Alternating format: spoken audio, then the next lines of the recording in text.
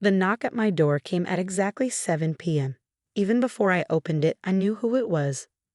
Marcus had always been obsessively punctual, a trait that served him well in maintaining his image as the responsible brother. "James," he said, stepping into my modest one-bedroom apartment without waiting for an invitation.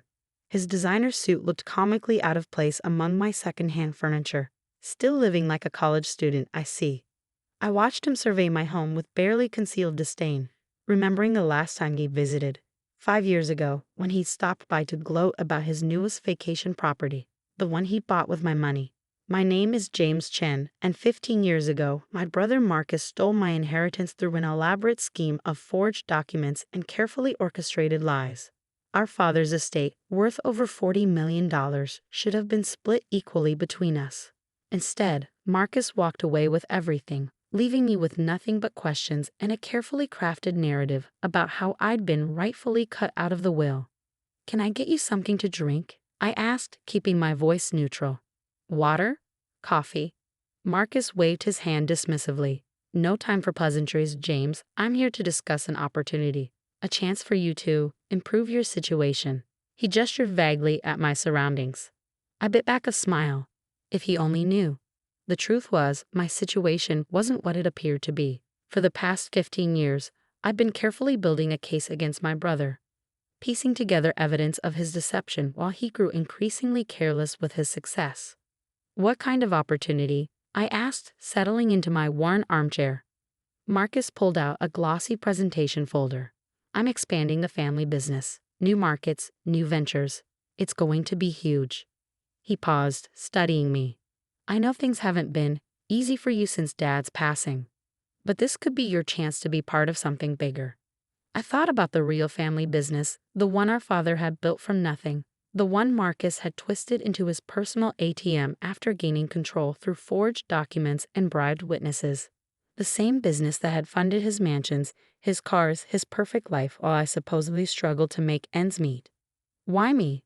I asked, genuinely curious. "You've made it clear over the years that you don't think much of my business acumen." He shifted slightly, and I caught the first glimpse of desperation behind his practiced smile. "Family is family.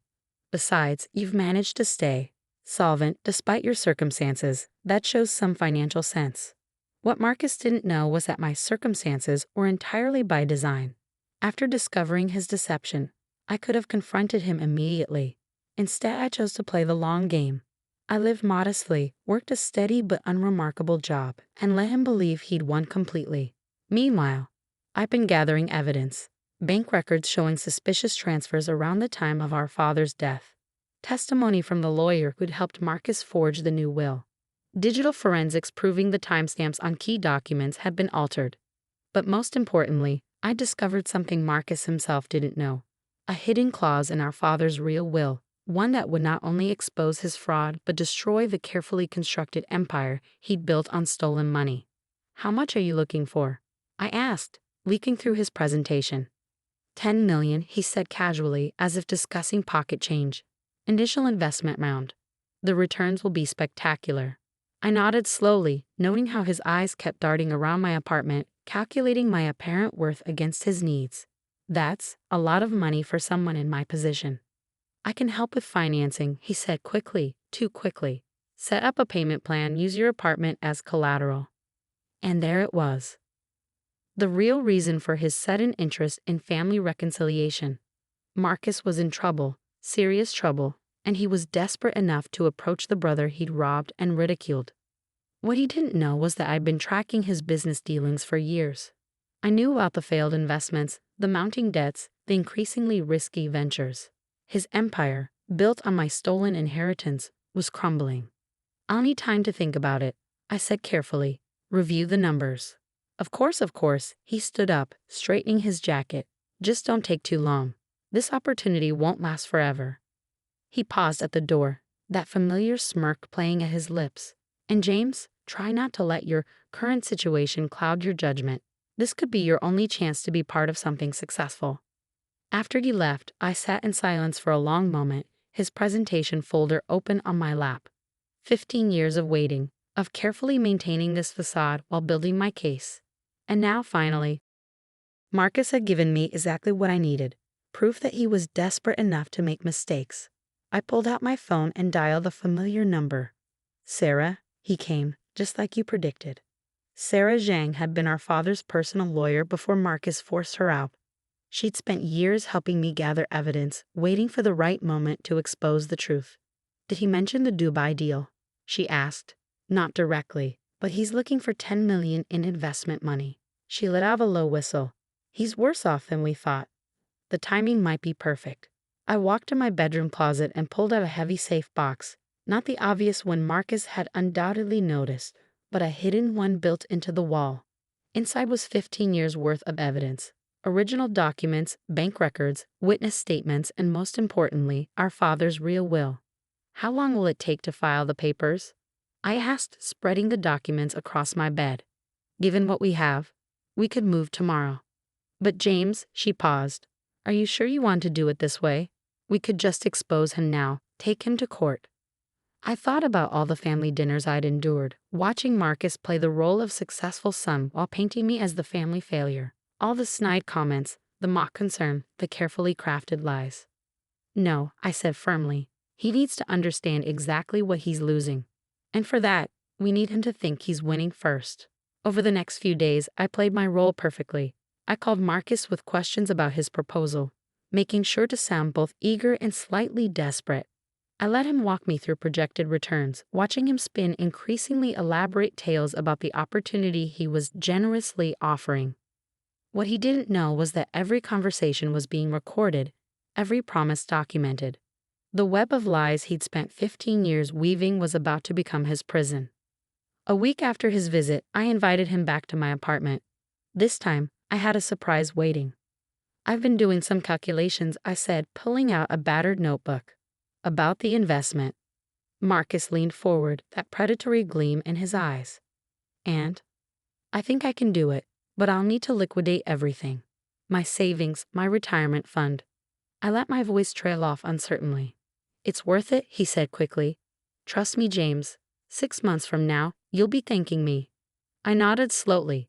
There's just one thing I need you to clarify first. Of course, anything. I reached into my desk drawer and pulled out a thick file.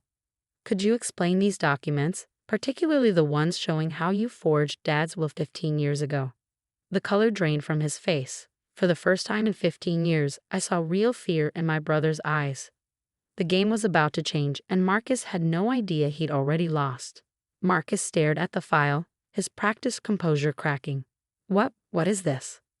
Evidence, I said simply, spreading the documents across my coffee table. Bank transfers to the lawyer who helped you forge the will. Witness statements.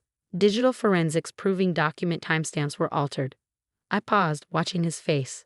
Would you like to see the security camera footage of you entering Dad's office the night the will mysteriously changed? He tried to laugh, but it came out strangled. This is ridiculous. You're obviously fabricating.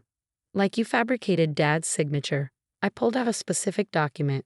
The FBI's forensics lab was quite interested in that, by the way. Apparently, forgery at this scale is a federal crime. Marcus stood abruptly, straightening his tie. You're bluffing. If you had real evidence, you would have used it years ago. Would I? I leaned back, feeling 15 years of tension begin to unwind. Tell me, brother, why do you think I've been living like this, in this apartment, working a mundane job, letting you think you'd won completely? Understanding began to dawn in his eyes. You've been waiting, building a case, gathering evidence, watching you get more and more careless with your success. I gestured to his investment proposal. And now, watching you get desperate enough to make mistakes. He sank back into his chair, the magnitude of his situation finally hitting him. The Dubai deal, he muttered, is collapsing. I finished. Just like your other recent ventures. That's why you need the 10 million so urgently. But here's what you don't know, Marcus. There's a clause in Dad's real will, one you missed when you were busy forging documents. I pulled out another file, this one containing our father's original will. In case of any dispute or fraud regarding the inheritance, all assets revert to a trust controlled by his lawyers. Everything you've built for the past 15 years, it's all based on stolen money. And now it's all going to disappear.